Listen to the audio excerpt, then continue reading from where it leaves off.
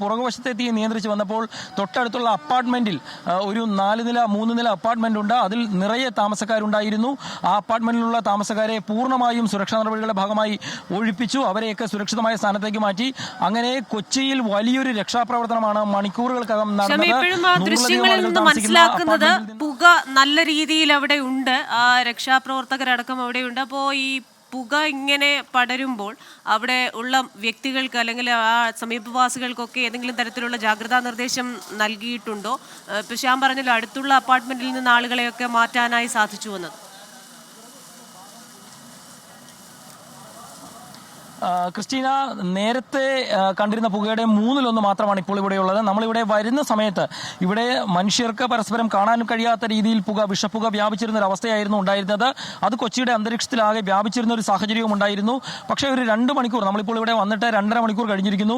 ആ സമയത്തേക്ക് പെയ്ത മഴ ഇവിടെ വലിയ രീതിയിൽ ആ പുകയ്ക്ക് ശമനം വരുത്തിയിരുന്നു. അങ്ങനെ ആശ്വസിച്ചിരുന്ന സമയത്താണ് വീണ്ടും ഈ കെട്ടിടത്തിന്റെ മറുവശം JCB ഉപയോഗിച്ച് പൊളിക്കുകയും അവിടെ തീ ഉണ്ടെന്ന് കണ്ടെത്തുകയും രക്ഷാപ്രവർത്തകർ, ഫയർഫോഴ്സ് ഉദ്യോഗസ്ഥർ അവിടെ വെള്ളം പമ്പ് ചെയ്തുകൊണ്ട് തീ നിയന്ത്രിക്കുകയും ചെയ്യുന്നത്. അപ്പോൾ വീണ്ടും ആ വിഷപ്പുക ഉയരുന്ന സാഹചര്യമുണ്ട്. ഇവിടെ കണ്ണ് എരിയുന്ന ഒരു സാഹചര്യമുണ്ട്. വിഷപ്പുകയാണ്, കാരണം പ്ലാസ്റ്റിക്കും ടിന്നുകളും ഉൾപ്പെടെയുള്ളതാണ് കത്തിയിരിക്കുന്നത്.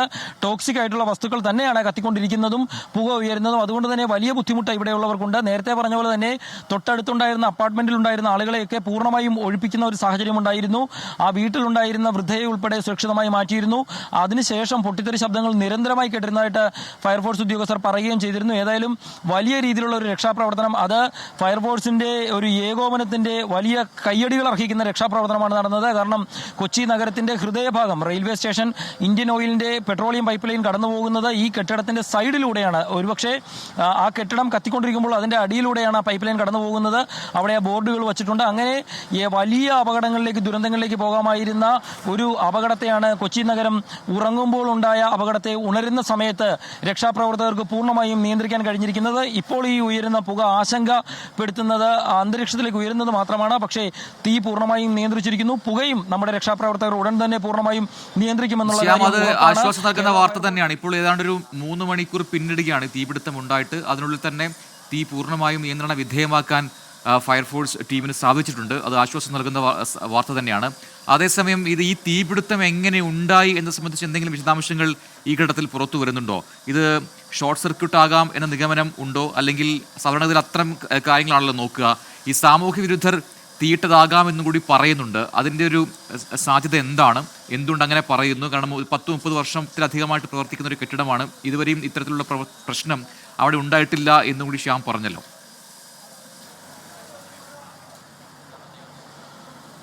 പ്രജിൻ, ആദ്യഘട്ടം എന്ന രീതിയിൽ ഇപ്പോൾ രക്ഷാപ്രവർത്തനത്തിനാണ് ഉദ്യോഗസ്ഥർ പ്രാധാന്യം നൽകുന്നത്.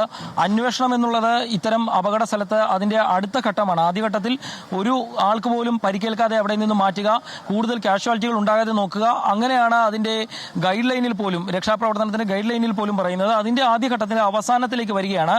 രണ്ടാമത് പ്രജിൻ ചോദിച്ചതുപോലെ തന്നെ ഈ കെട്ടിടത്തിന്റെ ഉടമ ലൈസൻസിയായ രാജുവാണ് കുറച്ചു സമയം മുമ്പ് നമ്മളോട് പ്രതികരിച്ചപ്പോൾ പറഞ്ഞത് ഇത് സ്വാഭാവികമായും ഉണ്ടായ ഒരു അപകടമെന്ന് അവർ കരുതുന്നില്ല. കാരണം സാമൂഹ്യ വിരുദ്ധരോ അവരോട് പകയുള്ള ആളുകളോ അല്ലെ കച്ചവട സംബന്ധമായ തർക്കമുള്ള ആളുകളോ ആരെങ്കിലും ചെയ്തതാകാം. കാരണം ഫയർ ഉണ്ടായ സ്ഥലത്ത് KSEBയുടെയോ മറ്റും വൈദ്യുതി ലൈനുകൾ ഇല്ലാത്ത സ്ഥലമാണ്, വൈദ്യുതി കണക്ഷൻ ഇല്ലാത്ത സ്ഥലമാണ്. അവിടെയാണ് ആദ്യം തീ ഉണ്ടായത്. സ്വാഭാവികമായും ആരെങ്കിലും തീയിട്ടതാകാം എന്നുള്ള ഒരു സംശയം അദ്ദേഹം പ്രകടിപ്പിക്കുന്നത് അതുകൊണ്ട് തന്നെയാണ്. പക്ഷേ ആ സംശയം ശരിയായിരുന്നോ എന്നുള്ളത് പരിശോധിക്കേണ്ടത് പോലീസാണ്. അതിനുള്ള ഉത്തരം നൽകേണ്ടതും പോലീസാണ്. പക്ഷേ അതിനുള്ള സമയമല്ല ഇത്. ഏതായാലും ഇപ്പോൾ രക്ഷാപ്രവർത്തനം പൂർത്തീകരിച്ച ശേഷം മാത്രമേ പോലീസിന് അതിന്റെ ചുമതലകളിലേക്കും ജോലികളിലേക്കും കടക്കാൻ സാധിക്കുകയുള്ളൂ.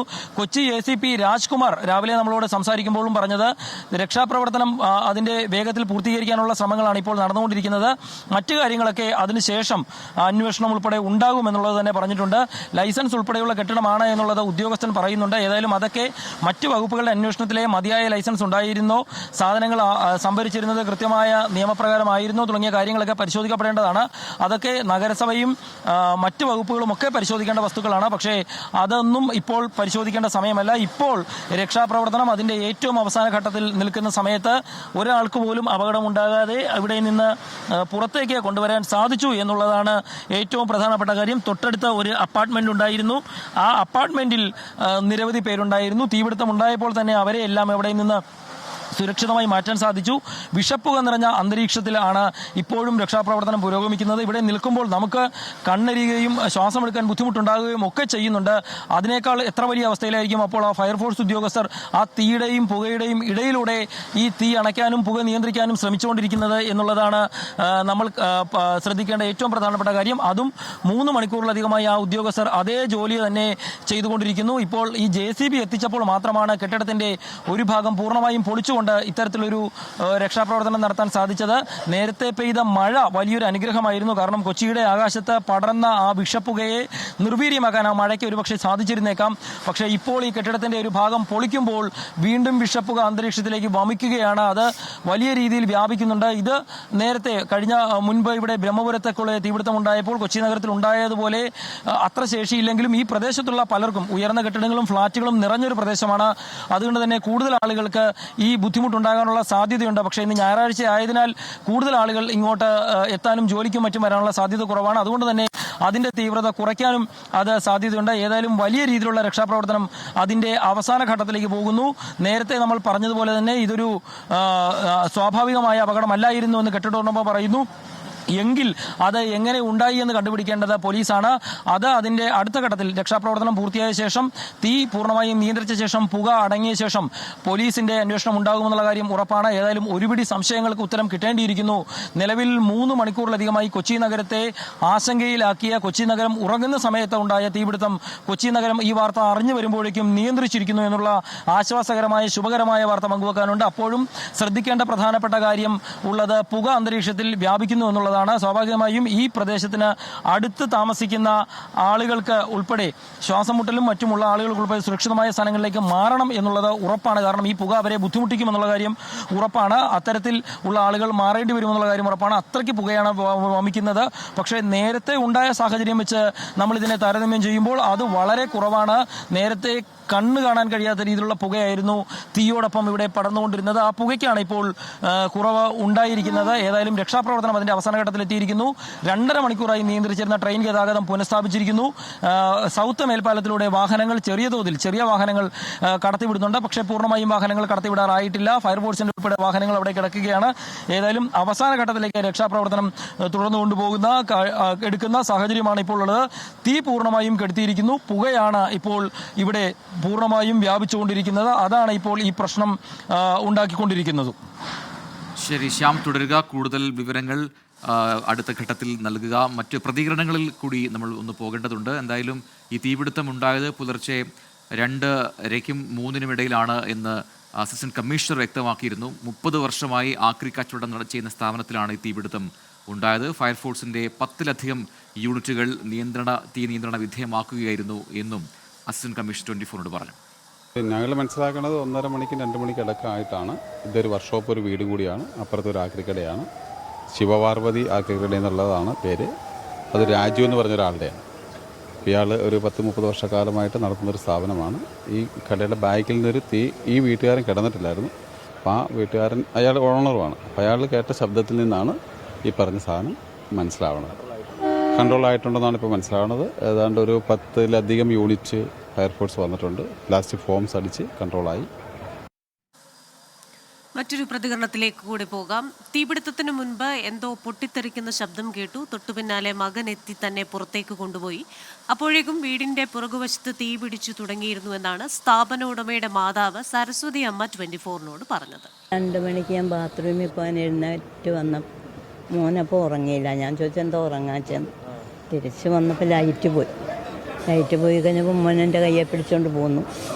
കത്തുന്നു അപ്പുറത്തെന്നും പറഞ്ഞു. അങ്ങനെ ഞാൻ എന്നെയും കൈ പിടിച്ചുകൊണ്ട് ഇങ്ങോട്ട് പോകുന്നതിനകത്തേക്ക് ഇങ്ങനെ ആളി കത്താൻ തുടങ്ങി. സാധനങ്ങളൊക്കെ പുറത്തെടുത്തിട്ടല്ല, സാധനങ്ങളൊക്കെ അവിടെ കിടക്കും അതിനുള്ളിൽ. ആ, കുട്ടിക്ക് സൗണ്ട് കേട്ടാണ് മകൻ പുറത്തോട്ട് ഇറക്കൊണ്ടുവന്നത്. ആദ്യഘട്ടത്തിൽ ഈ തീപിടുത്തം ഉണ്ടായതിനു ശേഷം വന്ന പ്രതികരണങ്ങളാണ് ഇപ്പോൾ പ്രേക്ഷകർ കണ്ടത്. എസ് ശ്യാംകുമാർ തുടരുന്നുണ്ട് ഏറ്റവും പുതിയ വിവരങ്ങളുമായി. ശ്യാം, ഇപ്പോൾ ഈ സ്ഥാപന ഉടമയുടെ മാതാവ് സരസ്വതി നടത്തിയ പ്രതികരണത്തിൽ വ്യക്തമാണ് ഒരു ശബ്ദം കേട്ടു, ഒരു പൊട്ടിത്തെറിയുടെ ശബ്ദം ഉണ്ടായി എന്ന് പറയുന്നു. അത് നേരത്തെ ഗ്യാസ് സിലിണ്ടർ ഉൾപ്പെടെ പൊട്ടിത്തെറിച്ചിട്ടാണ് ഈ തീപിടുത്തം ഇത്ര വലിയ തീപിടുത്തമായി മാറിയതെന്ന് ശ്യാം പറഞ്ഞത്. ഒരു പക്ഷേ ആ ശബ്ദം തന്നെ ആയിരിക്കാം അവർ കേട്ടിട്ടുണ്ടാവുക. മാത്രമല്ല ആക്രി സ്ഥാപനമാണ്, അതുകൊണ്ട് തന്നെ അതിനകത്തുള്ള സാധനങ്ങൾ എന്തൊക്കെയാണ് എന്നതിനെക്കുറിച്ച് നമുക്ക് കൃത്യമായൊരു ധാരണ പോലും ഉണ്ടാവില്ല. അപ്പോൾ അതൊക്കെ ഈ തീപിടുത്തത്തിൽ ഒരുപക്ഷെ കത്തിയോ അല്ലെങ്കിൽ പൊട്ടിത്തെറിച്ചോ ഒക്കെ പോയിട്ടുണ്ടാവും. ഈ തീപിടുത്തത്തിൻ്റെ ഒരു വ്യാപ്തി ശ്യാം അവിടെ നിന്ന് മനസ്സിലാക്കുമുള്ളത് എത്രമാത്രമുണ്ട്? പൂർണ്ണമായും ആ കെട്ടിടം കത്തി നശിച്ചു എന്ന് പറയാവുന്ന രീതിയിൽ തന്നെയല്ലേ ഈ തീപിടുത്തം ഉണ്ടായിരിക്കുന്നത്? തീർച്ചയായും. കാരണം നമ്മളിവിടെ എത്തുമ്പോൾ തീഗോളം വിഴുങ്ങുന്ന ഒരു കെട്ടിടമായിരുന്നു ഇത്. ആ കെട്ടിടത്തിലാണ് ഫയർഫോഴ്സ് ഉദ്യോഗസ്ഥർ പല ഭാഗത്തു നിന്നും തീ നിയന്ത്രിക്കാനായി ശ്രമിച്ചുകൊണ്ടിരുന്നതും. സ്വാഭാവികമായും ഇപ്പോൾ നമുക്ക് ആ ദൃശ്യങ്ങളിൽ കാണുമ്പോൾ ഒരു തീയുടെ ഒരു കണിക പോലും കാണാനില്ലാത്ത വിധത്തിൽ ആ ഫയർഫോഴ്സ് ഉദ്യോഗസ്ഥർ ആ തീ നിയന്ത്രിച്ചു എന്നുള്ളതാണ്. നിലവിൽ അവിടെ JCB ഉപയോഗിച്ച കെട്ടിടത്തിൻ്റെ ഒരു വശം പൊളിച്ചത് തന്നെ ഇനി തീ പിടിക്കാനുള്ള സാധ്യതയുണ്ടോ, തീ പിടിക്കാനുള്ള വസ്തുക്കളിലേക്ക് തീ എത്താനുള്ള ഒരു സാധ്യതയെങ്കിലും ഉണ്ടോ എന്ന് ഉറപ്പുവരുത്തുന്നതിനാണ്. അത്തരത്തിലുള്ള പരിശോധനയിലാണ് അവിടെ വീണ്ടും തീ കാണുകയും അവിടെ തീ നിയന്ത്രിക്കുകയും ചെയ്തത്. അത് ഏതായാലും അതിൻ്റെയും ഒരു അവസാന ഘട്ടത്തിലേക്ക് എത്തിയിരിക്കുന്നു. JCB ഉപയോഗിച്ച് ആ കെട്ടിടത്തിൻ്റെ ഒരു വശം പൂർണ്ണമായും പൊളിച്ചുകൊണ്ടാണ് ഫയർഫോഴ്സ് വെള്ളം പമ്പ് ചെയ്ത് തീ നിയന്ത്രിക്കുകയും പുക നിയന്ത്രിക്കുകയും ഒക്കെ ചെയ്തത്. പക്ഷേ അപ്പോഴും അകത്തുള്ള വിഷപ്പുക അന്തരീക്ഷത്തിലേക്ക് വമിക്കുന്ന ഒരു സാഹചര്യമുണ്ട്. ഏതായാലും വലിയ രീതിയിലുള്ള ഒരു തീപിടുത്തത്തിന് കഴിഞ്ഞ ഒരു 10 വർഷത്തിനിടെ കൊച്ചിയിൽ ഇത്ര വലിയൊരു തീപിടുത്തം ഉണ്ടായിട്ടുണ്ടോ എന്നുള്ളത് സംശയമാണ്. ഏതായാലും തീപിടുത്തത്തിനപ്പുറം ആ തീപിടുത്തം ഉണ്ടായ സ്ഥലം വലിയ പ്രധാനമാണ്. കാരണം കൊച്ചി നഗരത്തിൻ്റെ ഏറ്റവും പ്രധാനപ്പെട്ട സൗത്ത് റെയിൽവേ സ്റ്റേഷൻ്റെ 6ാം പ്ലാറ്റ്ഫോമിനോട് ചേർന്നാണ് ഈ കെട്ടിടം ഉള്ളത് എന്നുള്ളതാണ് ഏറ്റവും പ്രധാനപ്പെട്ട ഒരു കാര്യം. രണ്ടാമത് ഈ കെട്ടിടത്തിൻ്റെ മുന്നിലൂടെയാണ് ഇന്ത്യൻ ഓയിൽ കോർപ്പറേഷൻ്റെ പെട്രോളിയം പൈപ്പ് ലൈൻ പോകുന്നത് എന്നുള്ളത് വലിയ സുരക്ഷാ പ്രശ്നങ്ങൾ ഉയർത്തുമായിരുന്നു. തൊട്ടടുത്ത് ആളുകൾ താമസിക്കുന്ന വലിയ ഒരു അപ്പാർട്ട്മെൻറ്റ് ഉണ്ടായിരുന്നു എന്നുള്ളത് മൂന്നാമത്തെ ഒരു കാര്യമായിരുന്നു. ഈ 3 ഘട്ടങ്ങളെയും കൃത്യമായി ഏകോപിപ്പിക്കാനായിട്ട് നമ്മുടെ സുരക്ഷാ ഉദ്യോഗസ്ഥർക്ക് സാധിച്ചു എന്നുള്ളതാണ് ഏറ്റവും പ്രധാനപ്പെട്ട കാര്യം. കാരണം അപ്പാർട്ട്മെൻറ്റിൽ നിന്ന് ആളുകളെ ഒഴിവാക്കുന്നു, റെയിൽ ഗതാഗതം പൂർണ്ണമായും നിയന്ത്രിക്കുന്നു. അങ്ങനെ 2.5 മണിക്കൂറോളം കൊച്ചിയിലേക്കുള്ള റെയിൽ ഗതാഗതം നിയന്ത്രിക്കുന്നു. തൊട്ടു പിന്നാലെ ഈ ഫയർഫോഴ്സിന്റെ വിവിധ യൂണിറ്റുകൾ ഈ കെട്ടിടത്തിന്റെ ചുറ്റും നിന്ന് വെള്ളം പമ്പ് ചെയ്തുകൊണ്ട് തീ നിയന്ത്രിക്കുന്നു. കനത്ത പുകയ്ക്കിടയിലും അവർ ഒരു നേരം പോലും മാറി നിൽക്കാതെ തീ നിയന്ത്രിക്കാനായി ശ്രമിക്കുന്നു. അതിനുശേഷം ഇവിടെ കൂടുതൽ ജില്ലയുടെ വിവിധ ഭാഗങ്ങളിൽ നിന്ന് ഫയർ യൂണിറ്റുകളെ വിളിച്ചു വരുത്തുന്നു. ഇപ്പോൾ വീണ്ടും ശക്തമായ മഴ ആരംഭിച്ചിട്ടുണ്ട്. ഒരുപക്ഷെ ഈ മഴ കുറച്ചു നേരം കൂടി നിന്ന് കഴിഞ്ഞാൽ ഇപ്പോൾ ഉയർന്ന ഈ വിഷപ്പുകയ്ക്ക് ഒരു പരിധിവരെ ശമനം ലഭിക്കുമെന്നുള്ള കാര്യം ഉറപ്പാണ്. ഏതായാലും ഫയർ യൂണിറ്റുകൾ മണിക്കൂറുകൾ പരിശ്രമിച്ച് ആ കെട്ടിടത്തിൻ്റെ ഉണ്ടായ തീപിടുത്തത്തെ നിയന്ത്രണ വിധേയം ആക്കിയിട്ട് തന്നെയുണ്ട്. ഏതായാലും കനത്ത മഴ തന്നെ വീണ്ടും പെയ്യാനായിട്ട് ആരംഭിച്ചിട്ടുണ്ട്. നേരത്തെയും ഇതുപോലെ കുറച്ചു നേരം ഏകദേശം 10 മിനിറ്റോളം നീണ്ടുനിന്ന മഴ പെയ്തപ്പോഴാണ് അന്തരീക്ഷത്തിൽ ഉയർന്ന വിഷപ്പുകയ്ക്ക് ശമനമുണ്ടായത്. അതിന് പിന്നാലെ ഫയർ യൂണിറ്റ് ഓഫീസർമാർ നമ്മളോട് സംസാരിച്ചപ്പോൾ JCB കൊണ്ടുവരും, JCB എത്തിച്ച ശേഷം ഇവിടെ കെട്ടിടത്തിൻ്റെ ഒരു ഭാഗം പൊളിക്കും, തീയുടെ ഒരു കണിക പോലും ഇല്ല എന്ന് പരിശോധിച്ച് ഉറപ്പിച്ച ശേഷം മാത്രമേ ഞങ്ങൾ ഇവിടെ നിന്ന് പോവുകയുള്ളൂ എന്ന് ഫയർഫോഴ്സ് ഉദ്യോഗസ്ഥർ വ്യക്തമാക്കിയിരുന്നു. അതിന് പിന്നാലെ JCB ഇവിടെ എത്തിച്ചു, കെട്ടിടത്തിൻ്റെ ഒരു ഭാഗം പൂർണ്ണമായും പൊളിച്ചു നീക്കി. അങ്ങനെ പൊളിച്ച ശേഷവും അവിടെ തീയുടെ സാന്നിധ്യം അവർ കണ്ടെത്തി. ആ പ്രദേശത്തേക്ക് വെള്ളം പമ്പ് ചെയ്തുകൊണ്ട് തീ ഇനി വ്യാപിക്കാൻ സാധ്യതയില്ല എന്ന് അവർ ഉറപ്പിക്കുകയും ചെയ്തു. ഇപ്പോഴും പുക അന്തരീക്ഷത്തിലേക്ക് വ്യാപിക്കുന്നുണ്ട്. പക്ഷേ മഴ പെയ്ത് വന്നത് ഒരു തരത്തിൽ അനുഗ്രഹമായി എന്ന് പറയാം. പക്ഷേ രക്ഷാപ്രവർത്തകർ ഈ മഴയത്ത് തന്നെ നിന്നുകൊണ്ടാണ്, ഈ കനത്ത വിഷപ്പുകയിൽ നിന്നുകൊണ്ടാണ് ഈ രക്ഷാപ്രവർത്തനം പുരോഗമിക്കുന്നത്. ഏതായാലും വലിയ സാധനങ്ങൾ തുടരുക. എറണാകുളത്ത് സൗത്ത് മേൽപ്പാലത്തിനടുത്തുള്ള ആക്രിക്കടയിൽ വൻ തീപിടുത്തമുണ്ടായത് ഇന്ന് പുലർച്ചെയോടെയാണ്. തീ പൂർണ്ണമായും നിയന്ത്രണ വിധേയമാക്കാൻ സാധിച്ചു. എന്നാൽ പുകയുടെ സാന്നിധ്യമുണ്ട്. പക്ഷേ ഇപ്പോൾ ശക്തമായ മഴ പെയ്യുന്നത് കാരണം പുക എത്രയും വേഗം ആ പുക അടങ്ങാൻ ഒരു സാധ്യതയുണ്ടെന്നാണ് ശ്യാംകുമാർ പറയുന്നത്. വാർത്തയിലേക്ക് തന്നെ തിരികെ എത്താം, ഇടവേള. This is 24.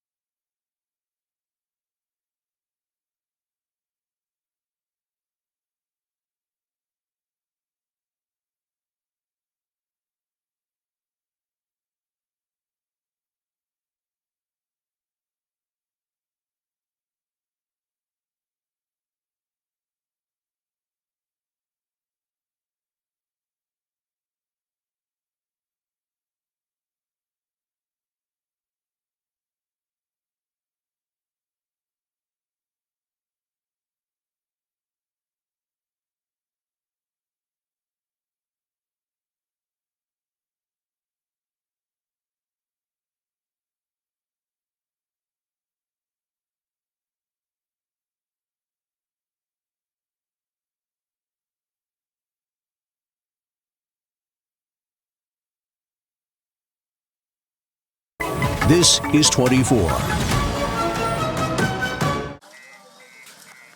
എറണാകുളം സൗത്തിലാണ് വലിയ തീപിടുത്തമുണ്ടായത്. ആക്രിക്കടയിലാണ് തീപിടുത്തമുണ്ടായത്. ഏതാണ്ട് പുലർച്ചെ 2:30-നും 3-നും ഇടയിൽ തീപിടുത്തം തുടങ്ങി. പിന്നീടത് കത്തി പടരുകയായിരുന്നു. അങ്ങനെ പൂർണ്ണമായും ആ ആക്രി സ്ഥാപനം കത്തി നശിക്കുന്ന സ്ഥിതി. പക്ഷേ ആളപായമില്ല. നിലവിൽ ഫയർഫോഴ്സ് യൂണിറ്റുകൾ കൂട്ടമായി എത്തി തീ പൂർണ്ണമായും നിയന്ത്രണ വിധേയമാക്കിയിട്ടുണ്ട്. അവിടെ നിന്ന് ഇപ്പോൾ കനത്ത പുകയുണ്ടായിരുന്നു. മഴയും ആ സമയത്ത് തന്നെ എത്തിയത് ഇപ്പോൾ ആശ്വാസമാകുന്നു. ആ പുകയും ഏതാണ്ട് കെട്ടടങ്ങുന്നുണ്ട്. എസ് ശ്യാംകുമാർ ഏറ്റവും പുതിയ വിവരങ്ങളുമായി തത്സമയം അവിടെ നിന്നും ചേരുന്നു. ശ്യാം, ഒരല്പസമയം മുമ്പ് ശ്യാം റിപ്പോർട്ട് ചെയ്യുമ്പോൾ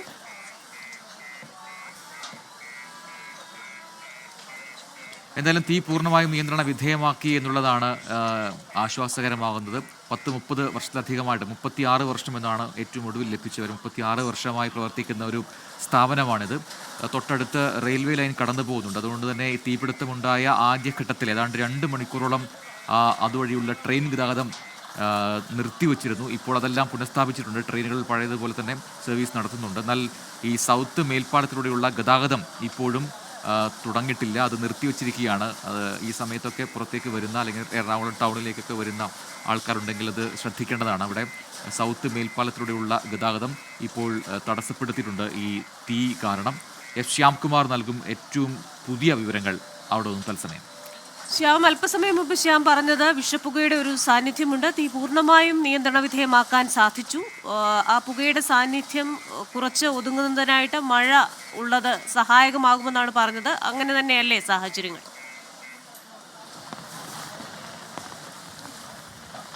ക്രിസ്റ്റീന, ഇപ്പോൾ മഴ കുറച്ച് കുറഞ്ഞിട്ടുണ്ട്. പക്ഷേ ആ പെയ്ത മഴ വലിയ അനുഗ്രഹമാണ്. കാരണം അന്തരീക്ഷത്തിലേക്ക് വ്യാപിച്ച പുകയെ ഒരു പരിധിവരെ നിർവീര്യമാക്കാനായിട്ട് ആ മഴയ്ക്ക് സാധിച്ചിട്ടുണ്ടാകാം. പക്ഷെ അപ്പോഴും ഇവിടെ ഇപ്പോഴും പുക വ്യാപിക്കുകയാണ്. കാരണം ആ കെട്ടിടത്തിൻ്റെ ഒരു ഭാഗം പൊളിച്ച് നീക്കുമ്പോൾ കെട്ടിടത്തിൻ്റെ ഒരു ഭാഗം പൊളിച്ച് നീക്കുമ്പോൾ ആ ഭാഗത്ത് നിന്ന് തീ ഉണ്ടായിരുന്ന ഭാഗത്തു നിന്നുള്ള പുകയാണ് ഉയരുന്നത്. കറുത്ത പുക അന്തരീക്ഷത്തിലേക്ക് ഉയരുന്നത് കാണാം. നമ്മുടെ മറ്റൊരു വശത്തു നിന്നുള്ള ദൃശ്യങ്ങളും കൂടി കാണാം. യൂണിറ്റ് കൊണ്ട് വിളി.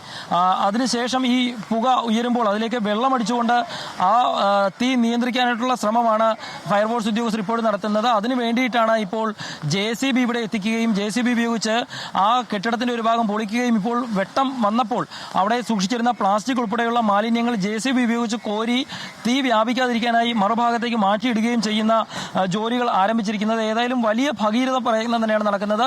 ഈ കെട്ടിടത്തിലുണ്ടായിരുന്ന ആളുകളെ പൂർണ്ണമായും ഒഴിപ്പിച്ചിരുന്നു. അവരെല്ലാവരും ഇതര സംസ്ഥാന തൊഴിലാളികളാണ് ഈ കെട്ടിടത്തിൽ താമസിച്ചിരുന്നത്. സ്വാഭാവികമായും അവരെ ഒഴിപ്പിക്കുകയും ചെയ്തിട്ടുണ്ട്. ഏതായാലും നിലവിൽ ഇവിടെ തീ പൂർണ്ണമായും നിയന്ത്രിച്ചു. പക്ഷേ അപ്പോഴും ഉയരുന്ന പുക അത് അന്തരീക്ഷത്തിലേക്ക് കുമിഞ്ഞു വഹിക്കുകയാണ്.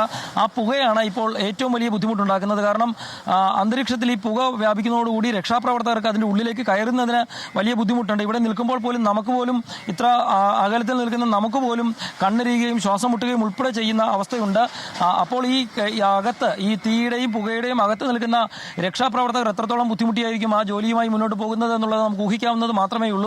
ഏതായാലും വലിയ രീതിയിലുള്ള രക്ഷാപ്രവർത്തനം അതിന്റെ 4-ാം മണിക്കൂറിലേക്ക് കടക്കുമ്പോൾ, ഏകദേശം 3 മണിയോടുകൂടി ആരംഭിച്ച രക്ഷാപ്രവർത്തനമാണ് അതിന്റെ 4-ാം മണിക്കൂറിലേക്കൊക്കെ കടക്കാറാകുമ്പോൾ ഇപ്പോൾ തീ നിയന്ത്രണ വിധേയമായിട്ടുണ്ട്. ഏതായാലും പ്ലാസ്റ്റിക് ആണ് അതിൻ്റെ അകത്തുള്ളത്. ടിന്നുകളുണ്ട്, പ്ലാസ്റ്റിക് കുപ്പികളുണ്ട്. അങ്ങനെ ആക്രി എന്ന് പറയാവുന്ന എല്ലാ വസ്തുക്കളും അവിടെ സൂക്ഷിച്ചിട്ടുണ്ട്. അതുകൊണ്ട് തന്നെ അത് തീ പിടിക്കുകയും പുകയ്ക്കുകയും ഒക്കെ ചെയ്യുന്ന വസ്തുക്കളാണ്. ആ വസ്തുക്കളാണ് ഇപ്പോൾ അവിടെ കത്തിക്കൊണ്ടിരിക്കുന്നതും കത്തിയ ശേഷം പുകഞ്ഞുകൊണ്ടിരിക്കുന്നതും. ആ വസ്തുക്കൾ ഇപ്പോൾ JCB ഉപയോഗിച്ച് മാറ്റിയിടാനാണ് നോക്കുന്നത്. കൂടുതൽ ഭാഗങ്ങളിലേക്ക് തീ വ്യാപിക്കാതിരിക്കാനുള്ള ശ്രമങ്ങളും നടത്തുന്നുണ്ട്. ആ കെട്ടിടത്തിൽ നമുക്ക് പരിശോധിക്കുമ്പോൾ ആ കെട്ടിടത്തിൽ ഉണ്ടായിരുന്ന ആളുകൾ അവിടെ നിന്ന് പോകുന്ന ദൃശ്യങ്ങൾ ഉൾപ്പെടെ നമുക്ക് നേരത്തെ കാണാൻ സാധിക്കുന്നുണ്ടായിരുന്നു. ഇതര സംസ്ഥാന തൊഴിലാളികളാണ് അവിടെ ക്യാമ്പ് ചെയ്തിരുന്നത്. അവരെയാണ് അവരെ ആദ്യഘട്ടത്തിൽ അവിടെ നിന്ന് മാറ്റിയിരുന്നത്. ആ കെട്ടിടത്തിൽ നിന്ന് തൊഴിലാളികൾ ഇറങ്ങി പോകുന്നുണ്ട്. അതുപോലെ തന്നെ ഇവിടെ ഉണ്ടായിരുന്ന മറ്റാളുകളോടും ഒഴിഞ്ഞു പോകാനായിട്ട് ആവശ്യപ്പെടുകയും ചെയ്യുന്നുണ്ട്.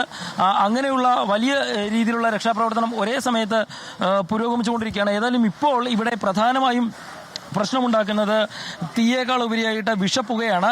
ആ പുക ഏകദേശം നിയന്ത്രിച്ചിട്ടുണ്ട്. പക്ഷേ കെട്ടിടത്തിന്റെ കൂടുതൽ ഭാഗങ്ങൾ ഷീറ്റുകൾ JCB ഉപയോഗിച്ച് പൊളിച്ചുകൊണ്ടിരിക്കുമ്പോൾ ആ പുക കൂടുതൽ പുറത്തേക്ക് വരുന്ന ഒരു സാഹചര്യമുണ്ട്. ഏതായാലും അത് വലിയ ബുദ്ധിമുട്ട് ഉണ്ടാക്കുമെന്നുള്ള കാര്യം ഉറപ്പാണ്. ഞാൻ നേരത്തെ പറഞ്ഞ പോലെ തന്നെ രാവിലെ നമ്മളിവിടെ വരുമ്പോൾ ആ 3 മണി സമയത്ത് ഇവിടെ എത്തുമ്പോൾ ഉള്ള ഒരു കാഴ്ച ഇതല്ല. തീഗോളം വിഴുങ്ങിയ ഒരു കെട്ടിടം, അതിന്റെ ചുറ്റും നിൽക്കുന്ന ഫയർഫോഴ്സ് ഉദ്യോഗസ്ഥർ, അതിനിടയിലേക്ക് നടന്നു കയറുന്ന ഫയർഫോഴ്സ് ഉദ്യോഗസ്ഥർ, അങ്ങനെ വളരെ വലിയ ഞെട്ടിക്കുന്ന കാഴ്ച തന്നെയായിരുന്നു ഇവിടെ ഉണ്ടായിരുന്നത്.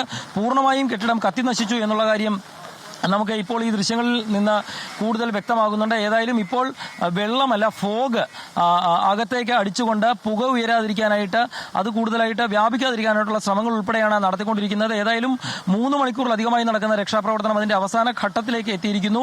പൂർണ്ണമായും തീയും പുകയും അടങ്ങിയതിനു ശേഷം മാത്രമേ അതിന്റെ അകത്ത് ശരിയായ രീതിയിലുള്ള ഒരു പരിശോധന നടത്താനായിട്ട് സാധിക്കുള്ളൂ. നേരത്തെ മാസ്കും ഓക്സിജൻ സിലിണ്ടറും ഉൾപ്പെടെ ഘടിപ്പിച്ചുകൊണ്ട് രക്ഷാപ്രവർത്തകർ ഈ കെട്ടിടത്തിന്റെ അകത്തേക്ക് തീ ഉള്ളപ്പോൾ പോലും കയറിപ്പോകുന്നത് നമ്മൾ കണ്ടിരുന്നു. അതിനുശേഷവും ഇവിടെ തീ അണയ്ക്കാനായിട്ട് ആ കനത്ത ചൂടിൽ, പൊള്ളുന്ന ചൂടിൽ നിന്നുകൊണ്ട് രക്ഷാപ്രവർത്തകർ അത് നിയന്ത്രിക്കാനുള്ള ശ്രമങ്ങളും നടത്തിയിരുന്നു. ഏതായാലും നിലവിൽ ഇപ്പോൾ സ്ഥിതിഗതികൾ നിയന്ത്രണ വിധേയമാണ്. പക്ഷേ കനത്ത പുക, വിഷപ്പുക എന്ന് തന്നെ പറയാവുന്ന വിഷപ്പുകയാണ് ഇപ്പോൾ ഈ അന്തരീക്ഷത്തെ ഏറെ ബുദ്ധിമുട്ടിലാക്കുന്നത്. അതിനിടയിൽ പെയ്യുന്ന മഴ രക്ഷാപ്രവർത്തകർക്ക് വലിയ ആശ്വാസം നൽകുന്നുണ്ട് എന്ന് പറയാം. പക്ഷേ അവരുടെ ജോലിയെ അത് കുറച്ച് ബാധിക്കുന്നുണ്ടോ എന്നും സംശയമുണ്ട്. ഏതായാലും ഒരു നിമിഷം പോലും മാറി നിൽക്കാതെ 15ലധികം ഫയർ യൂണിറ്റുകളാണ് ഇവിടെ രക്ഷാപ്രവർത്തനത്തിൽ, അതിന്റെ അവസാനഘട്ട പ്രവർത്തനത്തിൽ ഏർപ്പെട്ടിരിക്കുന്നത്. ഇതിൽ ഏറ്റവും പ്രധാനപ്പെട്ട കാര്യം, ഈ രക്ഷാപ്രവർത്തനം നടക്കുന്ന സമയത്താണ് 12ലധികം കാലി ഗ്യാസ് സിലിണ്ടറുകൾ അതിന്റെ അകത്ത് പൊട്ടിയത് എന്നുള്ള വിവരമായിരുന്നു ഉണ്ടായിരുന്നത്. അത് പറഞ്ഞത് ഫയർഫോഴ്സ് ഉദ്യോഗസ്ഥരാണ്. കാലി സിലിണ്ടറുകളാണെങ്കിലും അതിന്റെ അകത്ത് ഗ്യാസിന്റെ അംശം ഉണ്ടായിരുന്നു. LPG സിലിണ്ടറുകളാണ്. അത് പൊട്ടിയത് വലിയ അപകടം ഉണ്ടാക്കുമായിരുന്നു. പക്ഷേ അത്രയും റിസ്ക്കുള്ള ആ ഘടകം ഉള്ളപ്പോൾ പോലും അതിനെ അവഗണിച്ചുകൊണ്ടാണ് നമ്മുടെ ഫയർഫോഴ്സ് സേനാംഗങ്ങൾ ഈ തീ നിയന്ത്രിച്ചത്. കാരണം എത്ര വലിയ അപകടമാണ് കൈകാര്യം ചെയ്യുന്നതെന്ന് അവർക്ക് വലിയ നിശ്ചയമുണ്ട്. തൊട്ടടുത്ത റെയിൽവേയുടെ ലൈൻ കടന്നു പോകുന്നു, IOCയുടെ പെട്രോളിയം ലൈൻ കടന്നു പോകുന്നു. തീ നിയന്ത്രിക്കാൻ സാധിച്ചില്ലെങ്കിൽ തൊട്ടടുത്ത കെട്ടിട സമുച്ചയം, പാർപ്പിട സമുച്ചയത്തിൽ ആളുകളുണ്ട്. ശരി ശ്യാം, തുടരുക. ഏറ്റവും പുതിയ അപ്ഡേറ്റുകൾ വരും ഘട്ടത്തിൽ തരിക.